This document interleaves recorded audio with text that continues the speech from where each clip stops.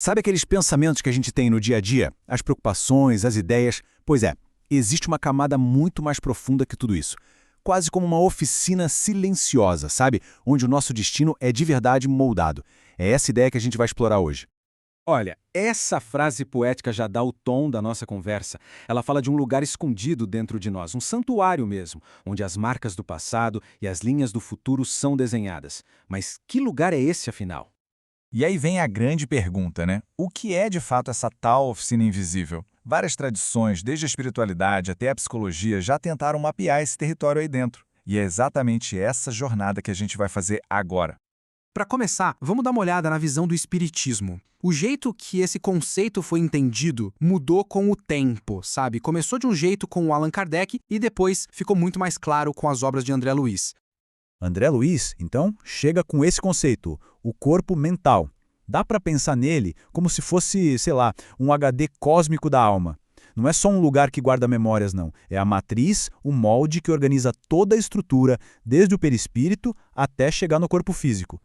Agora, o interessante é que lá no comecinho do Espiritismo, Kardec falava muito do perispírito. Ele descrevia o perispírito como essa ponte que liga o espírito à matéria e que também guardaria as lembranças. Só que isso criou uma certa dúvida, mas a memória não é uma coisa do espírito em si? E é exatamente aí que a explicação de André Luiz se torna fundamental. Ele resolve essa questão. Pensa assim, o perispírito é o veículo mais próximo que reflete o nosso estado de agora. Já o corpo mental, ele é a base de tudo. A matriz permanente, onde os arquivos de todas as vidas ficam guardados de verdade. É uma diferença crucial. Beleza, agora vamos abrir um pouco o leque. Essa ideia de uma camada profunda da mente, que molda quem a gente é, não é algo só do espiritismo. A gente encontra paralelos impressionantes em outras áreas do conhecimento. A psicologia, por exemplo, trouxe para a gente o conceito de inconsciente. É aquele depósito gigante de memórias, traumas, conteúdos que influenciam o nosso comportamento sem a gente nem perceber. A função é bem parecida, né?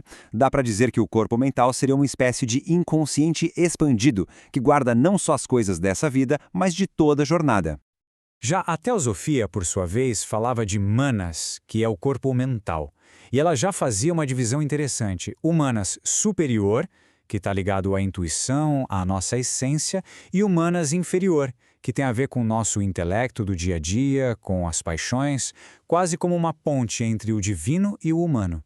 Então, quando a gente coloca tudo lado a lado, a coisa fica muito clara. São tradições diferentes, com nomes diferentes, mas que chegaram a uma ideia muito, muito parecida. Seja corpo mental, inconsciente ou manas, todas elas apontam para um núcleo profundo que organiza a nossa vida e guarda as nossas memórias. Ok, muito interessante a teoria, mas e na prática? Como isso funciona? É aqui que entra a apometria, que é uma prática terapêutica que organizou todo esse conhecimento para ajudar na cura e no reequilíbrio. O modelo da apometria, que foi desenvolvido por José Lacerda de Azevedo, trabalha com a ideia de 7 corpos sutis. 7. É uma visão bem mais detalhada da nossa estrutura e o corpo mental tem um papel central nisso tudo.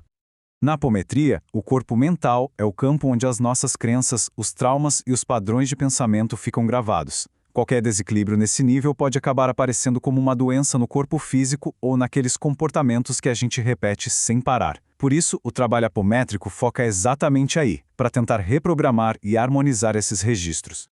E olha só que interessante, de novo, a gente vê as ideias se encontrando. O Lacerda, na apometria, também divide o corpo mental em superior e inferior, e as funções são muito parecidas com o que a teosofia já falava sobre humanas.